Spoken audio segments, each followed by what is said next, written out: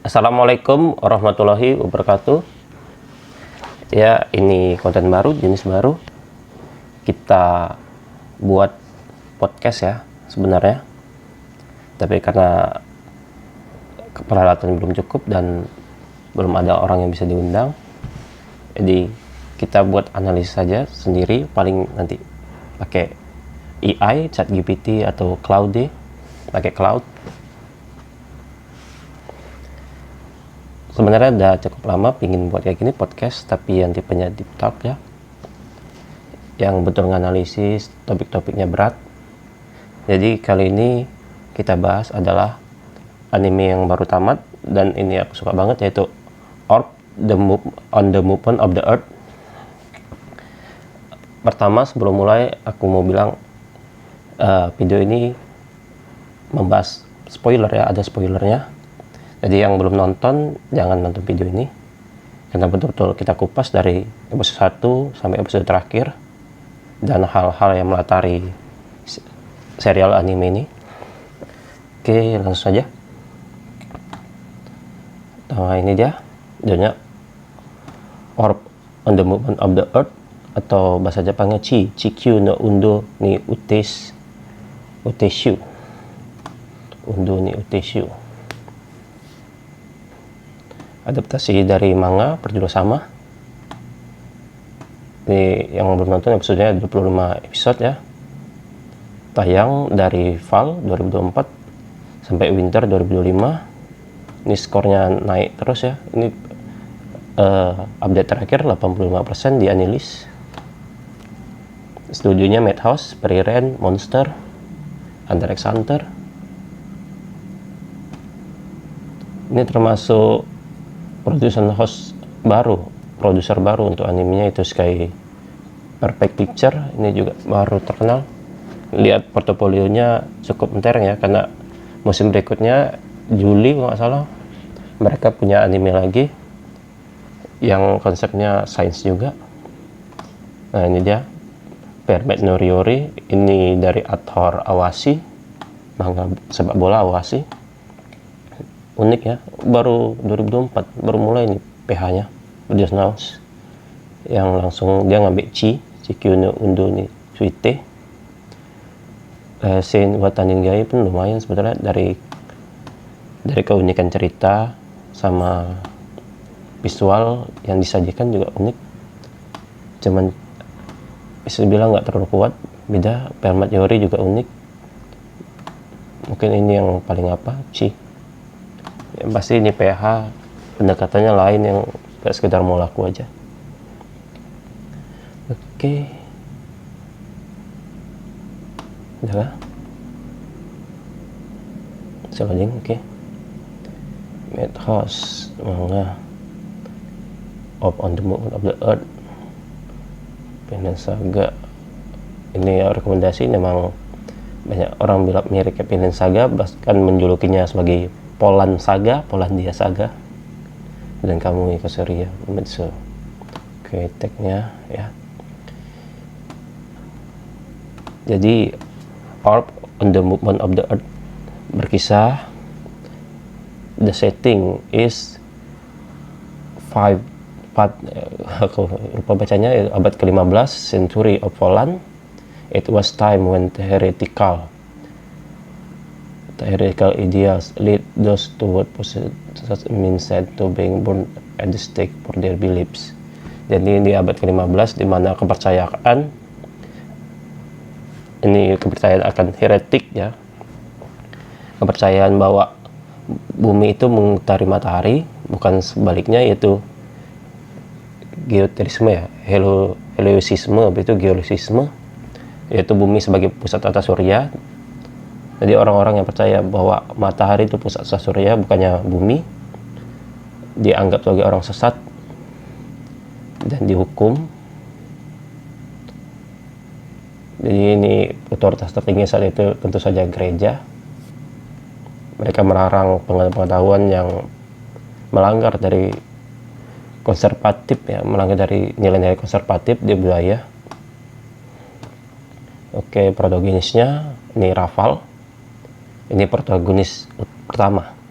Karena uniknya anime ini protagonisnya itu akan ganti.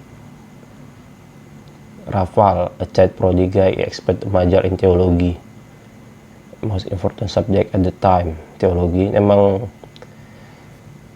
pembelajaran akan agama itu kuat banget di anime ini. Dan latar waktunya ya, yang sains berbenturan dengan agama itu udah kuat. Dan subject at the time at the university where he planned to skip a grade. One day overcome cross mysterious man and studying possible truth in men's heretical. Tuh. Oke. Sebelum kita ke karakter, kita bahas penulisnya dulu.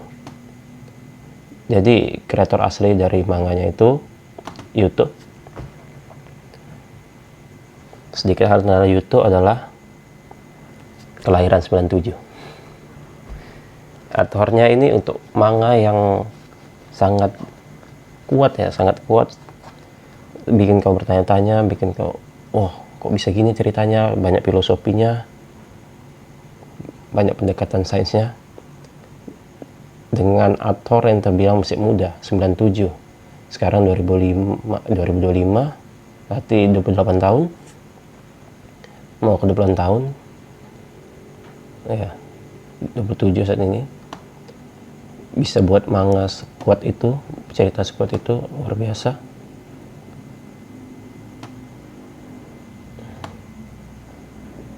Berikutnya ada anime lain deh ya. Mupi nggak salah nih. Oke. Next itu info tentang Yuto. Sekarang karakternya, tiap karakter.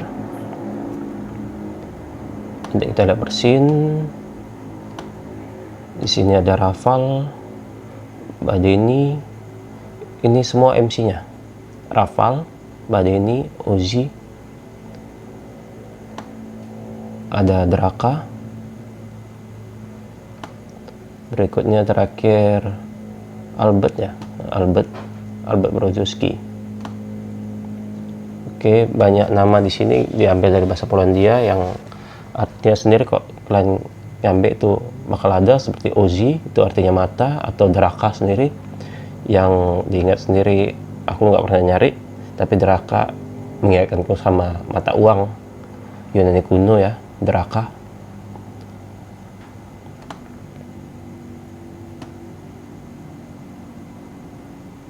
Sip, kita bahas satu persatu ya. Oke, mulai.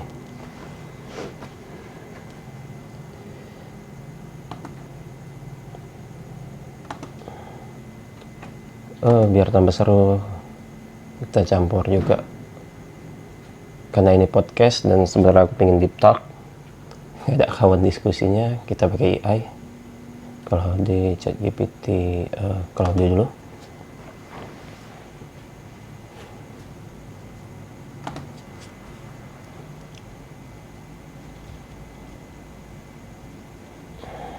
Oke, ini versinya ya.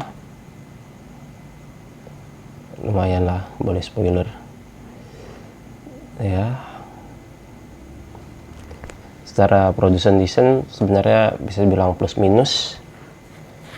Stylenya itu mirip banget sama Vinland Saga, dan karena ini yang buat Madhouse, bagus tentunya. Openingnya bagus banget, opening, ending, lagu-lagunya itu terlalu bagus. Ini di rank up ya, menang Tezuka, menang Seoul, menang Manga Taiso juara 2 ya, juara 5. Kono Manga Sugoi juara 2. Banyak prestasi memang. Pop on the Moon of the Earth ini siap scene-nya episode 1-2. Jadi orang-orang yang tidak sejalan dengan ideologi gereja menentang bahwa bumi adalah pusat tata surya pasti harus dihukum ya. Bagaimana cara untuk melawan suatu pemikiran yang sesuai denganmu? Tentu cara terakhir adalah sebuah kekerasan.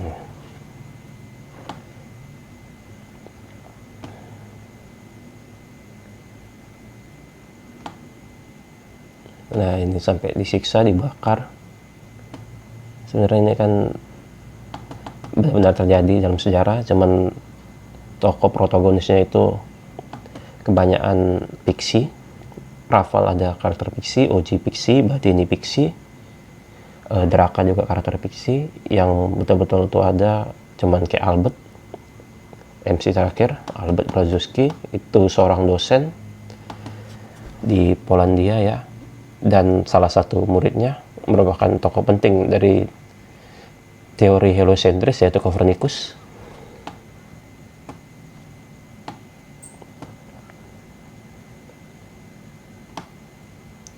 Kok bagiku sendiri Out on the Moon of the Earth ini bukan cerita yang plus banget di astronomi, malah melainkan nilai terbesarnya itu di apa ya, di filosofi. Banyak banget permainan filosofi di sini, mempertanyakan tentang kebenaran, mempertanyakan tentang kekuasaan ya, teori kekuasaan, otoritas gereja, bagaimana memandang sebuah ketuhanan, apakah percaya Tuhan itu artinya kita mempercayai secara mutlak, secara ortodoks, secara dogma, atau kita mempertanyakan, kita mencari, kita menalar setiap tanda-tanda di alam dengan logika kita. Aku suka juga pemikiran kayak sebenarnya inti dari manusia, inti dari kodrat kita adalah berpikir gitu. Hal yang membedakan manusia dengan hewan gitu, dengan tumbuhan adalah kemampuan manusia untuk berpikir, kemampuan manusia untuk mempertanyakan dirinya gitu, mempertanyakan tentang dunia. Dan ini betul-betul di highlight di Out on the Moon of the Earth. Betul-betul anime yang kuat banget. Memang beberapa episode tuh ceritanya agak goyang, eksekusinya juga kurang ya, dari mungkin kontrasnya gelap banget, tapi kok diadu secara filosofi ini keras, bahkan setara kayaknya kayak anime Vinland Saga sama Monster, kuat banget di filosofi. Kayak itu episode 1 Raval.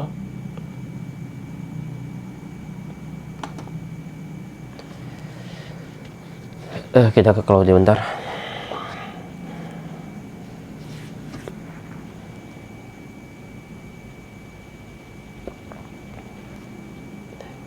Aku suka memang daripada kayak video isai atau nyampaikan cuma dari sudut pandangku, aku ingin nyampaikan dari banyak sudut pandang karena belum ada orang untuk diskusi, jadi enaknya pakai AI dulu.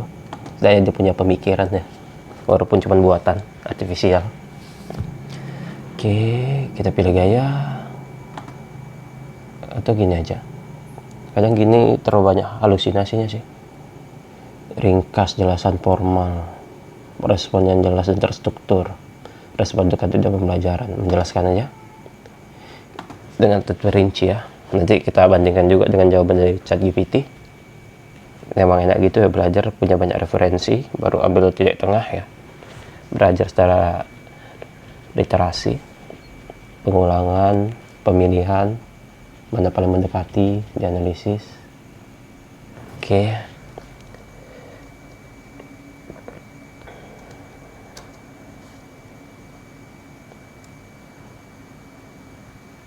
Kita tentang orb, kita cari kayak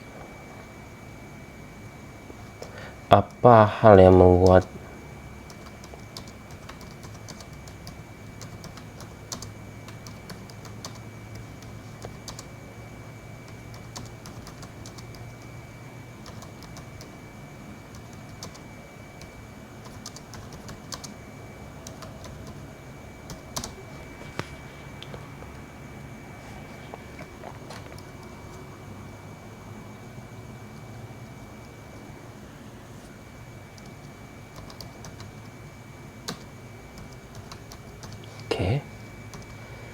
kita copy untuk masukkan ke ChatGPT.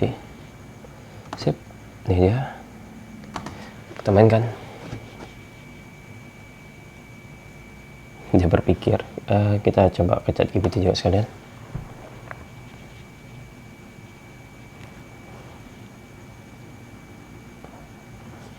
Mungkin pelan-pelan kok jenis konten ini tetap bertahan, mau bikin live reaction ya sama penonton ya, dari komen,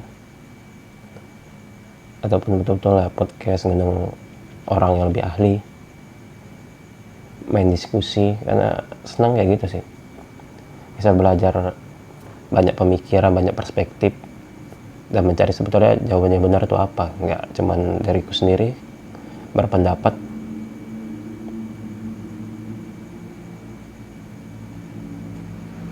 Oh, loading. Oke, nih Claudia dulu.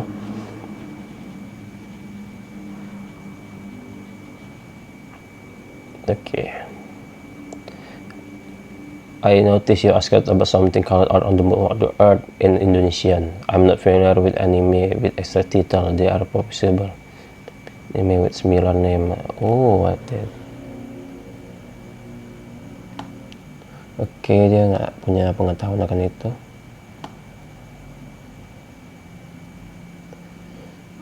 Thank you, bro.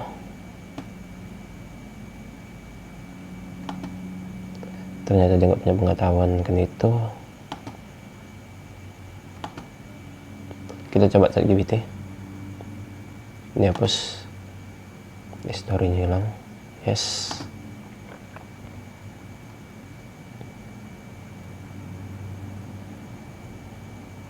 Udah kah? Loading. Oke. Sekarang ke chat GPT. Kok responnya lebih baik mungkin chat GPT ya. Kita ambil 2. Cari ini fiturnya dia apa? Ambil data dari internet, menalar ini maksudnya critical thinking ya. Jadi prosesnya agak lebih lama untuk dianalisis. Ini sama respon biasa. Oke. Apa hal yang membuat anime dipuji banyak orang? Oke. Mungkin kalau dia nyapa saya. Nah.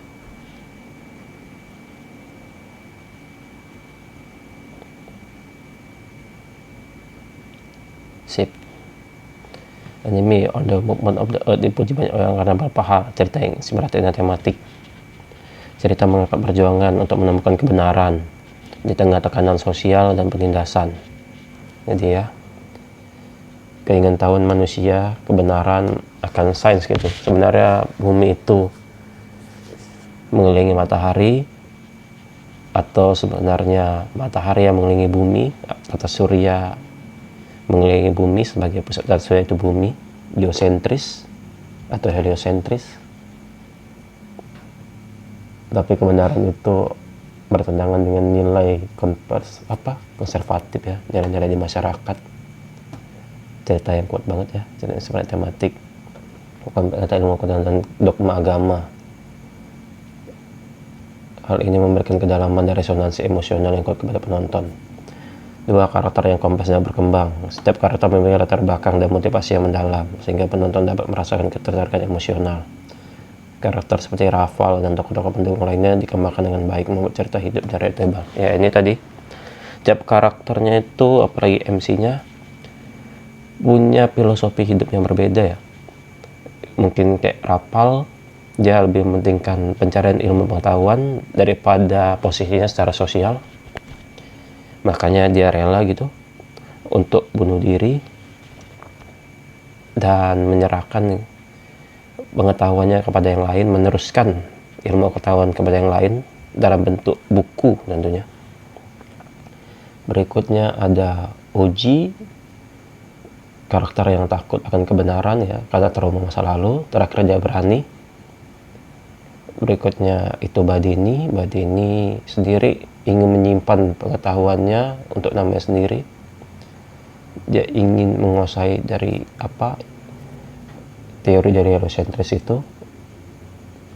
Tapi dia terakhir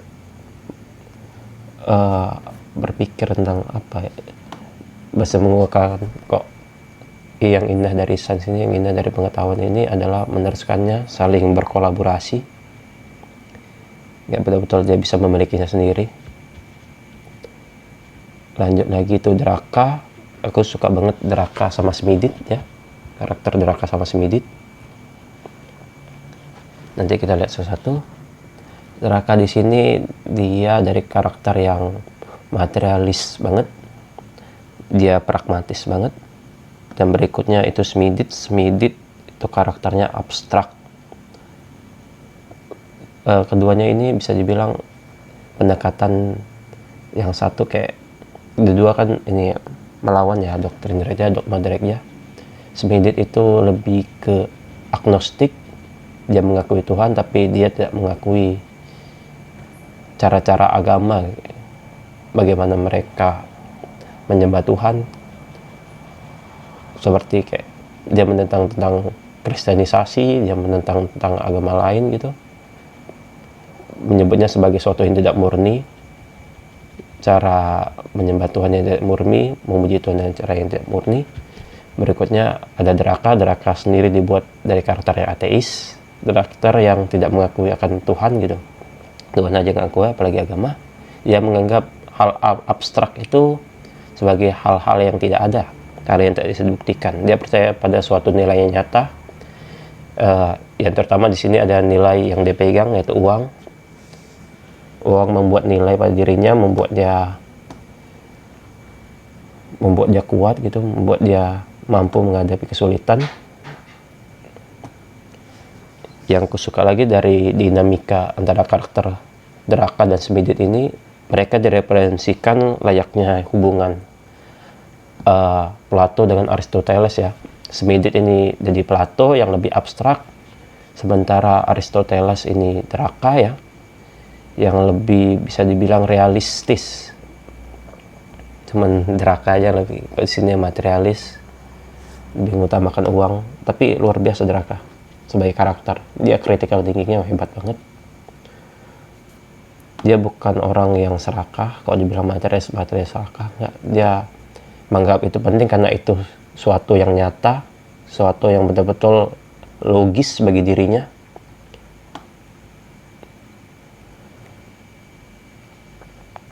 Oke, yang tiga ya, dari keutamaan dialog yang efisien dan penuh makna. Ini termasuk tadi filosofinya dalam banget.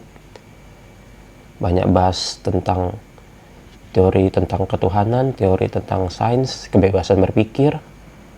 Dialognya efisien penuh makna. Dialog anime ini dirancang sedemikian rupa sehingga setiap kata terasa penting dan tidak ada yang terbuang. Berdasarkan tanpa lemak yang mencapai percakapan, membuat setiap adegan terasa padat dan bermakna, mengajak perenungan dan emosi penonton. Kualitas produksi sentuhan labor of love, nah ya tentu meskipun mungkin berapa anggaran terbesar tim produksi itu kan dedikasi tinggi. Sebenarnya anime kayak gini kan bukan anime yang betul-betul laku ya, orang banyak suka,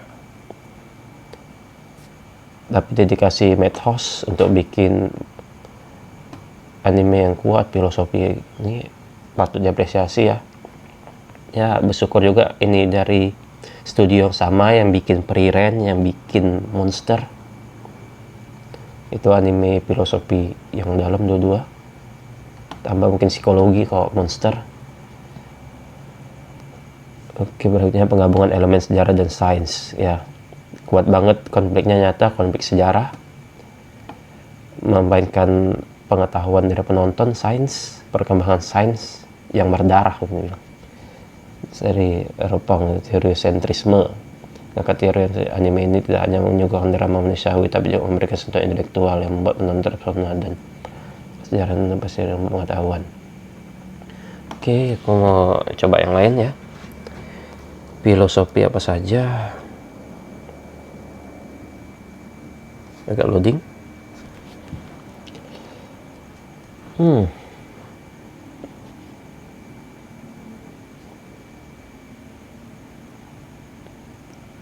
Oh, berat.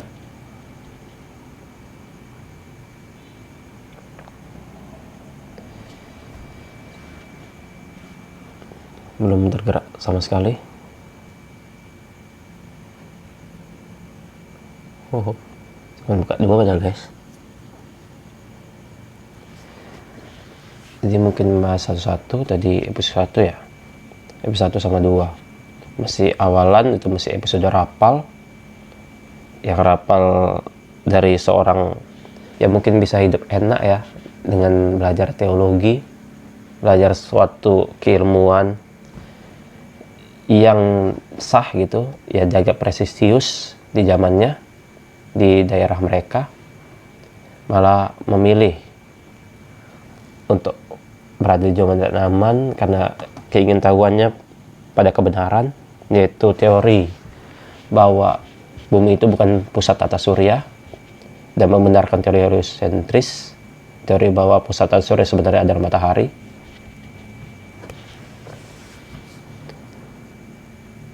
Ada konflik moral di sini. Jadi episode 1 sama 2 masih tentang rapal. Baru episode 3 hal yang mengejutkan ya. Wow, berat. Oke, pelan-pelan kah? Laptop ini udah lama nih. Sabar-sabar.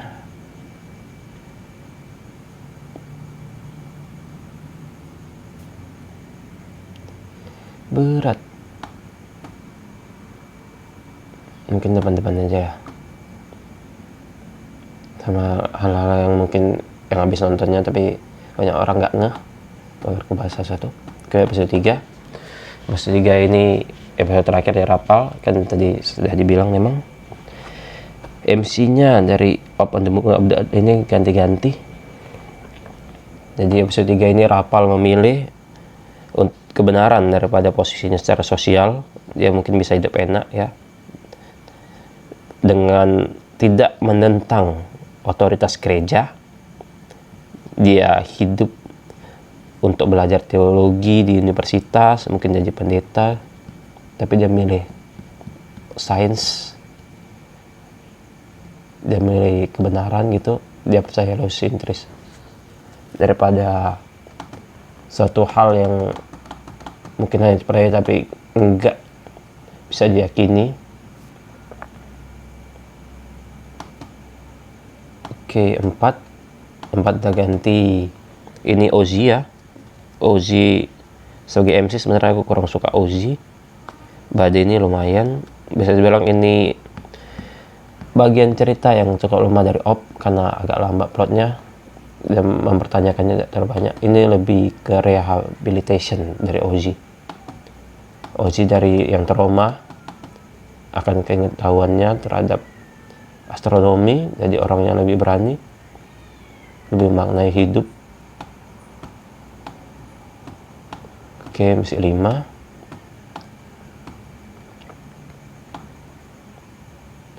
Ini dia. Itu 5, masih cerita Ozzy. Dia agak lambat ya. 4, 5 itu masih Ozzy. 1, 2, 3 udah habis rapal cuma berapa episode. Cukup lama memang bagian Ozzy sama Badini. 6 ini masih Ozzy. Ini ketemu Badininya sih udah. Baru Jolenta. Ini agak lumayan Jolenta sebagai set karakter. Dia juga punya peran besar di cerita ke depan. Jolenta ini nilai-nilai emansipasi wanitanya kuat ya. Pada zaman itu memang perempuan kan dilarang untuk belajar di universitas apalagi. Sementara anime ini menekankan kayak semua manusia setara untuk mencari ilmu. Oke, masih 8. Ini yang Pias ya. 9 ya. Masih 10. 11 sudah mulai ditangkap orang nih, disiksa. Terakhir Badinya juga buat keputusan gitu bahwa dia sendiri nggak bisa memiliki semua pengetahuan untuk dirinya ya. Penelitiannya itu bukan hanya untuk dirinya. Yang membuat perkembangan sains itu indah karena bisa sama-sama berkolaborasi, sama-sama menurunkan pengetahuan kepada yang lain, menyempurnakan bagi yang lain. Oke, ini masih Ozzy. Ya, Ozzy 15. Ini dia tadi akhir dari Badininya yang terakhir percaya pada orang lain untuk meneruskan penelitiannya. Secara garis besar kayak sampai episode berapa tadi itu orang masih bisa ngikut ya, masih belum banyak bertanya-tanya. Jadi di akhir ada yang cukup heran pertanyaan di sana. 16 udah ganti ya? Iya udah ganti. 16 nih Draka. Jadi tadi bilang Draka tipenya yang realis banget ya, materialis. Dia lebih mempercayai uang daripada moralitas abstrak. Dia orang yang sangat logis. Sementara sini ada dinamikanya itu Smidit, orang yang berpikir tentang cara-cara gereja itu cara yang tidak murni, cara menyembah Tuhan dengan cara yang tidak murni, karena campur tangan manusia ya, dalam pemikirannya, kepentingan manusia. Oke, 9:20, 21. Terakhir dari kedua karakter ini, mereka sering mengerti satu sama lain ya. Oke, 22 Mesih. 23, ini episode aku suka banget. Karakter dari Noah ini karakter yang dibilang antagonis sejati dari cerita Of the Moon of the Earth. Betul-betul dia mulai mengerti ya tentang pemikiran Rapal, bahwa tidak yang salah dalam berpikir ya.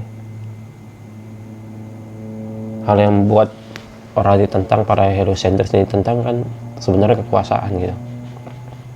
Dalam agama nggak ada yang salah. Aku sendiri muslim kok, ini kan ceritanya Kristen, itu memang nggak ada yang salah untuk percaya pusat tata surya itu bukan bumi. Nggak ada tersirat di situ di ajaran.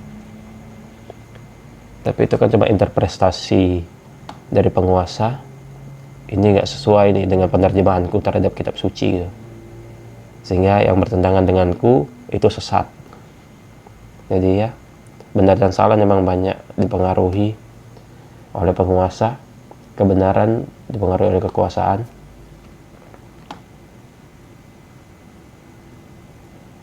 Dampaknya yang kasihan ya, karena satu orang pemikiran yang tertutup kayak gitu, banyak orang yang tertindas, bahkan banyak nyawa yang hilang. Oke, 24 ini udah beda.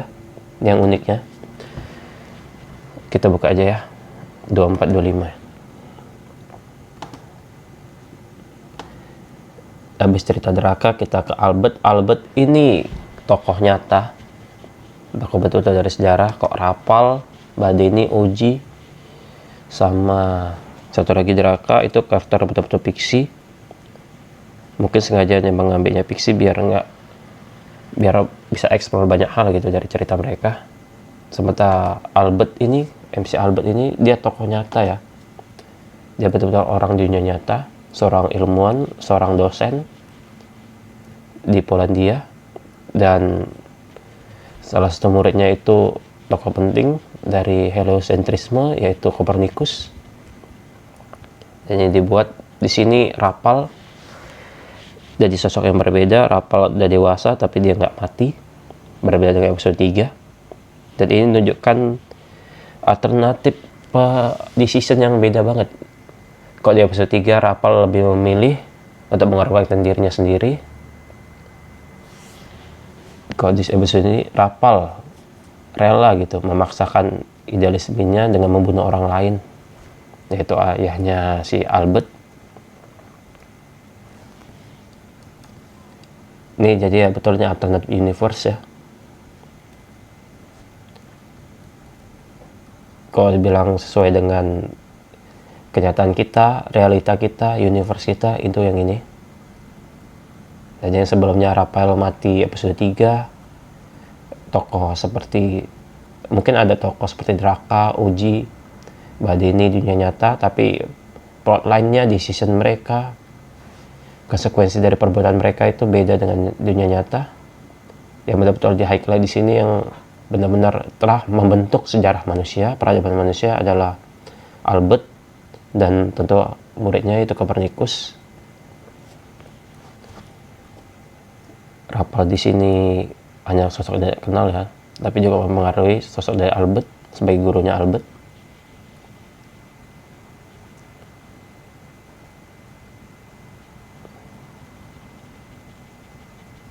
Ya, ini Albertnya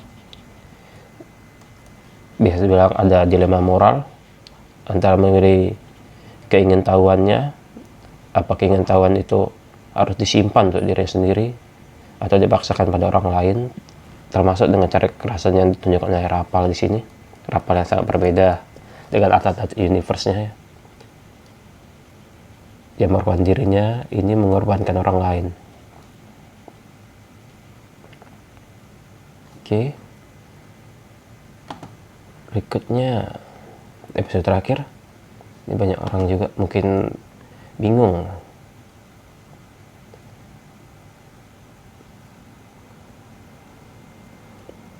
Ini masih flashback ya. Ini Rapalnya bunuh ayahnya Albert.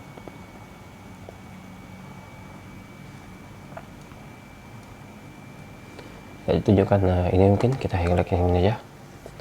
Jadi ada seorang pendeta di sini, di mana Albert itu mencoba untuk melakukan dirinya untuk coba maju, untuk memilih pengetahuan, masuk universitas.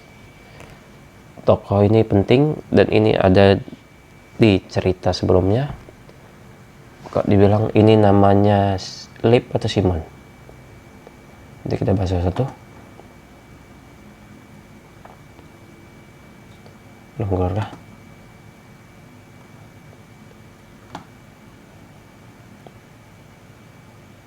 Ya ini terima, oke. Ini endingnya. Ya tunjukkan memang sampai Kopernikus, karena bukan itu inti ceritanya. Inti ceritanya itu tentang filosofi, tentang pemikiran. Ini pengantar filosofi yang baik lah. Oke, kita coba ya. Untuk bahas tadi tokoh pendeta itu antara dua teman ya, Leib sama Simon. Satu lagi kan dia meninggal karena permainan politik gereja. Terkena si kawannya ya. Mana? Oke, ini dia on the Movement of the Earth. Tokoh set karakter. Si Simon yang bantu Jolenta kabur kalau nggak salah. Jadi Leib terakhir masih hidup dan jadi pendeta. Itu yang di alternatifnya, kalau di nyatanya mungkin bisa lain atau sama skenario-nya dibuat. Yang pasti mana dia?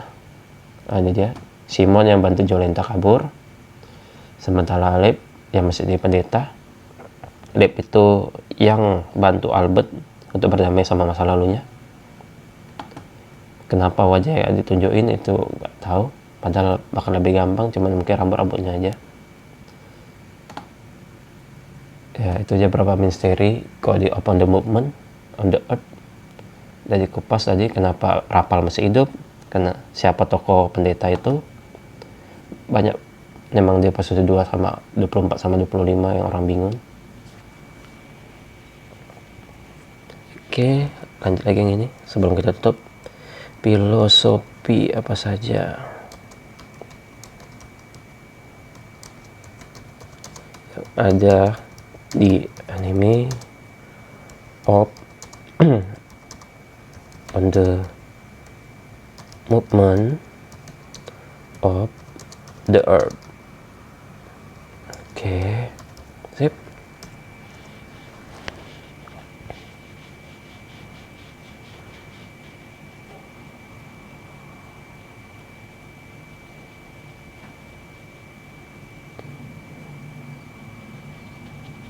Cukup juga nalarnya cuma 8 ya, biasa cukup lama ya, pakai trickle thinking, pakai deep thinking.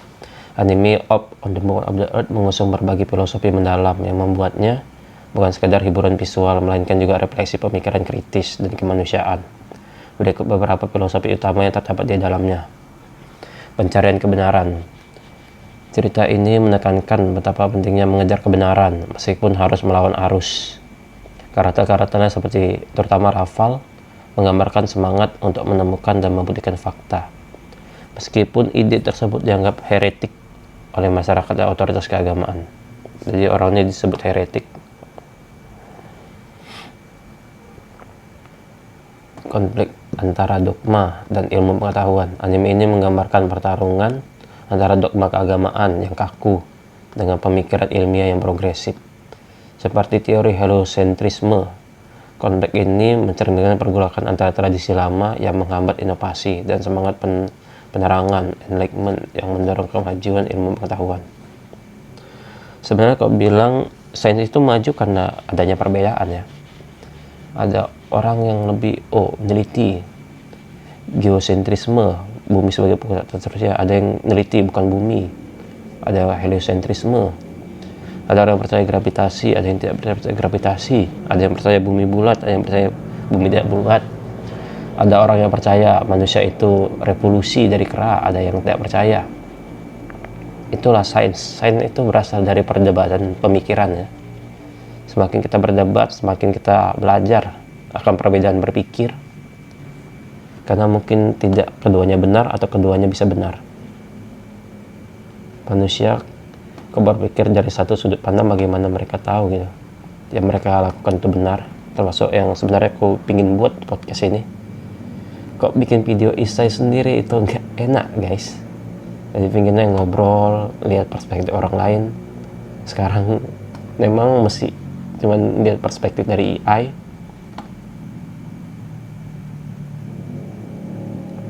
Kebenaran untuk berpikir mandiri dan individualitas.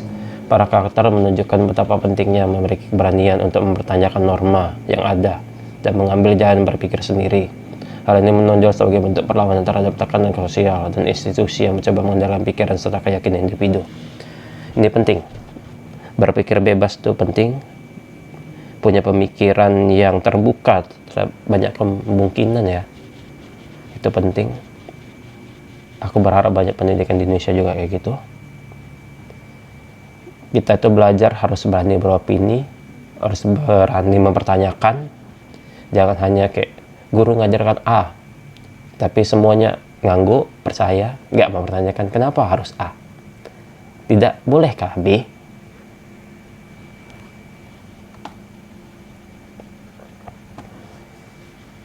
Berikutnya 4, kritik terhadap otoritas sistem penindasan. Dengan menampilkan bagaimana institusi seperti gereja menggunakan kekuasaan untuk menekan inovasi dan pengetahuan baru, anime ini menyampaikan pesan kritis terhadap otoritas yang mengekang. Ini mendorong penonton untuk mempertanyakan sistem yang ada dan mencari kebenaran di balik aturan yang tidak selalu adil. Ya, ini penting.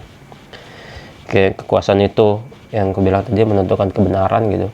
Dengan kekuatannya, dengan dominasinya di publik, dia membuat seolah-olah dia yang paling benar karena dia punya power untuk mengatakan itu benar. Walaupun mungkin itu ada kekeliruan berpikir. Masalahnya adalah karena mereka berada di puncak, mereka itu yang membuat kekuasaan, pengorbanan orang-orang di bawah itu terasa sangat disayangkan gitu. Banyak orang yang mati gara-gara hanya berpikir bumi itu pusat tata surya, kan sayang banget.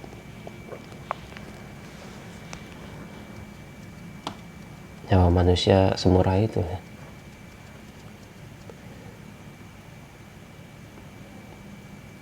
Oke, aku agak bingung apa namanya. Kok nggak salah itu totalitarisme kan? Apa itu totalitarisme? Aku masih belajar juga ya berapa teori-teori filosofi totalitarisme ya. Mungkin agak salah tulisannya. Apa itu totalitarisme dan ultra realisme?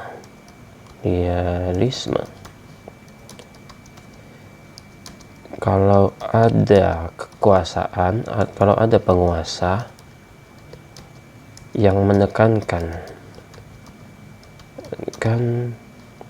interpretasi dia terhadap kebenaran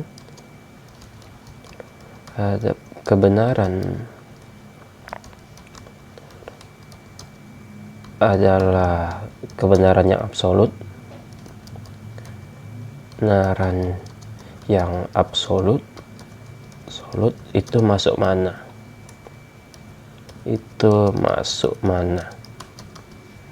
Ini enaknya pakai AI mungkin gini ya.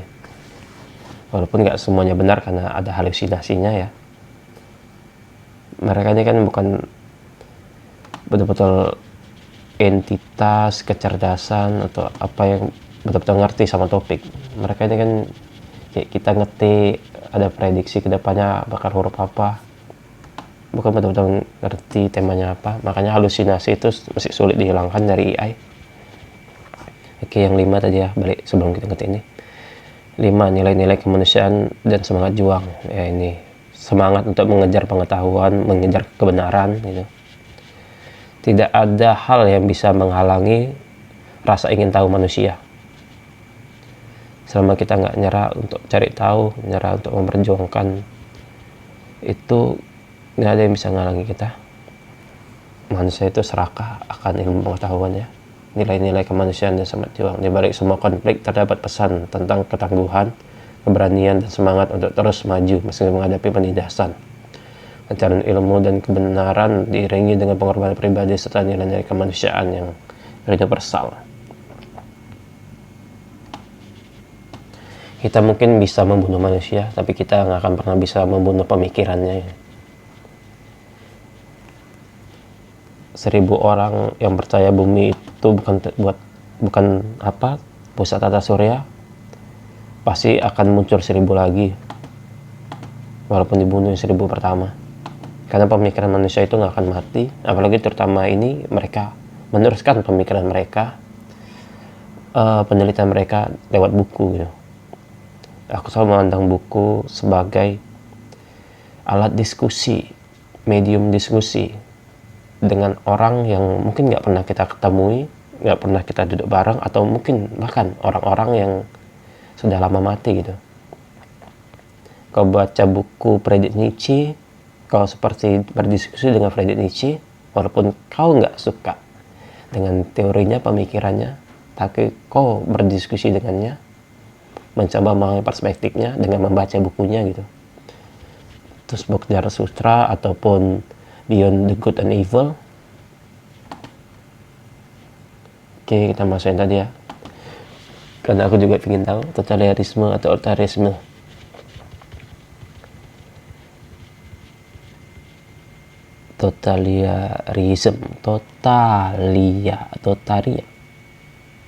Ultralegal. Mana sebenarnya namanya? Di Indonesia entah apa sebutannya sih. Cuma diktator aja kali di Indonesia, atau tiran. Cukup lama aja nyari jawaban terbaik. Oke, berarti totalitarian, sangat total. Totalitarianisme adalah sistem pemerintahan di mana suatu penguasa atau kelompok kecil mengontrol kelompok kecil. Ini oligarki ya. Kelompok kecil mengontrol secara menyeluruh seluruh aspek kehidupan masyarakat. Oh, ini diktator, totalitarisme ini diktatoran ya, sistem kediktatoran. Jadi totalitarisme ini bukan komunisme. Banyak orang mungkin mikir komunisme itu yang kediktatoran. Sekarang ya hancur banget.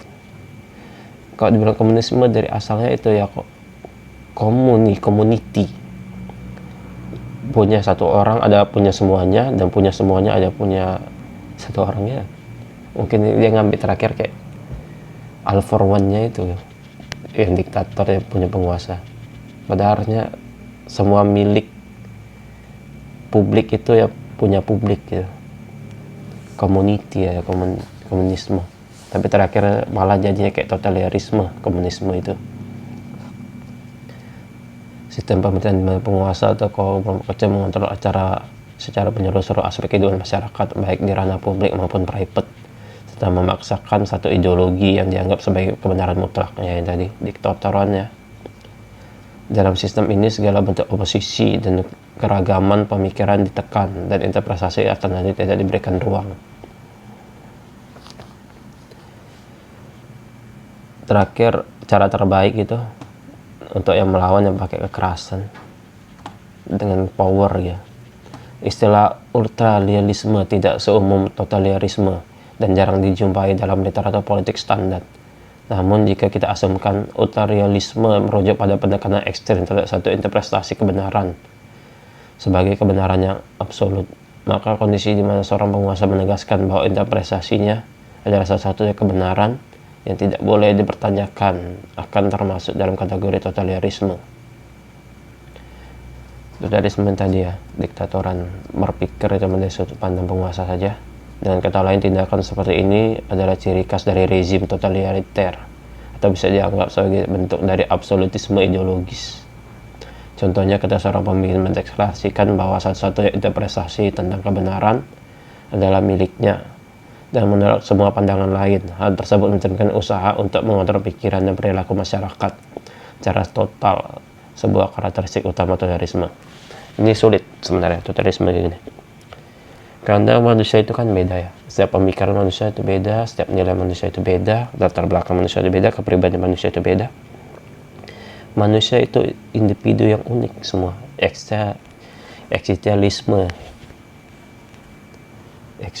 Eksistensialisme lupa, padahal aku paling suka itu. Kebebasan kita sebagai individu dan mempertanyakan pilihan kita sebagai individu itu sendiri. Makanya Tuhan ya si kebebasan manusia itu.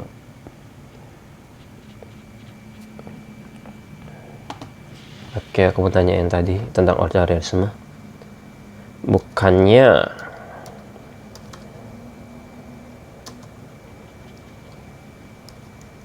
ultraliberalisme itu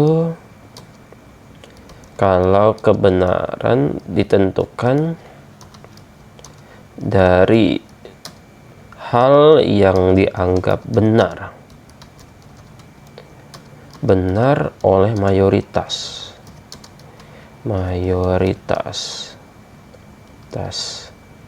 sehingga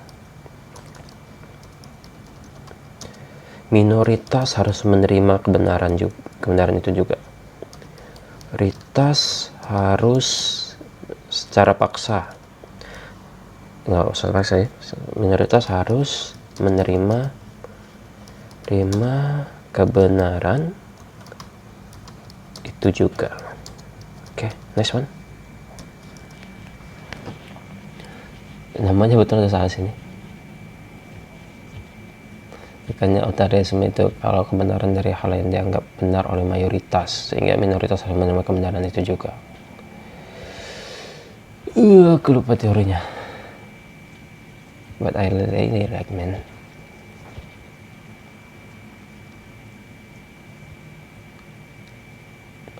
Istilah ultraliberalisme memang kadang digunakan untuk menggambarkan situasi di mana kebenaran atau norma ditentukan oleh konsensus mayoritas, sehingga semua anggota masyarakat termasuk minoritas diharapkan menerima atau tunduk pada kebenaran tersebut. Namun perlu diluruskan bahwa konsep ini berbeda dari totalitarisme. Pada totalitarisme, negara atau penguasa menggunakan kekuasaan otoriter atau mengontrol secara aspek kehidupan dan memasang satu ideologi tanpa toleransi terhadap perbedaan. Sedangkan dalam ultraliberalisme yang Anda sebutkan, kebenaran dianggap benar karena didukung oleh mayoritas, sehingga secara sosial minoritas diharuskan untuk menerima standar itu. Mana nih? Standar itu, meskipun mungkin ada keraguan atau perbedaan pendapat, mendekati ultraliberalisme semacam ini dapat berpotensi menimbulkan tirani mayoritas, di mana hak atau pandangan minoritas diabaikan. Di dalam sistem demokrasi biasanya ada mekanisme untuk melindungi minoritas, tidak semata-mata ditentukan oleh suara mayoritas. Masa? Jadi jika seorang penguasa menekankan bahwa interpretasi yang didasarkan pada apa yang mayoritas anggap benar merupakan kebenaran absolut, hal yang tersebut bisa dipandang sebagai bentuk ultraliberalisme. Masa menekan bahwa interpretasi yang didasarkan dari apa yang mayoritas anggap benar, dan bila pemaksaan ini dilakukan secara otoriter, maka hal tersebut akan mendekati titik totalitarisme. Belum terjawab nih, takutnya halusinasi dah. Sebenarnya apa nama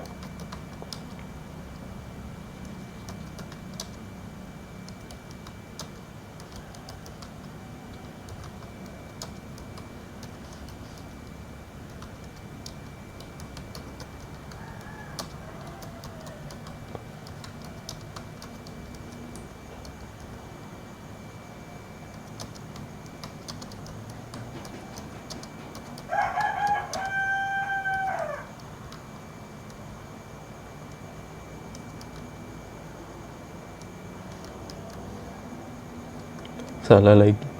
Ultra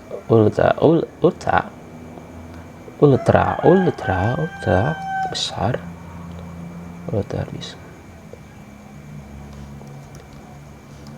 Aku gak tahu namanya. Adalah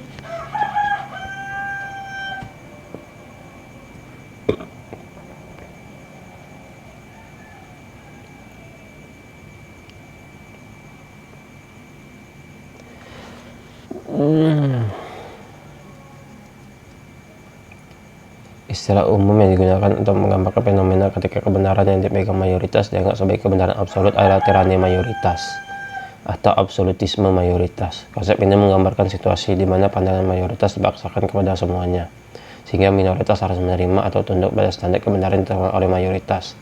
Istilah ultrarealisme sendiri tidak begitu umum atau mapan dalam literatur akademis.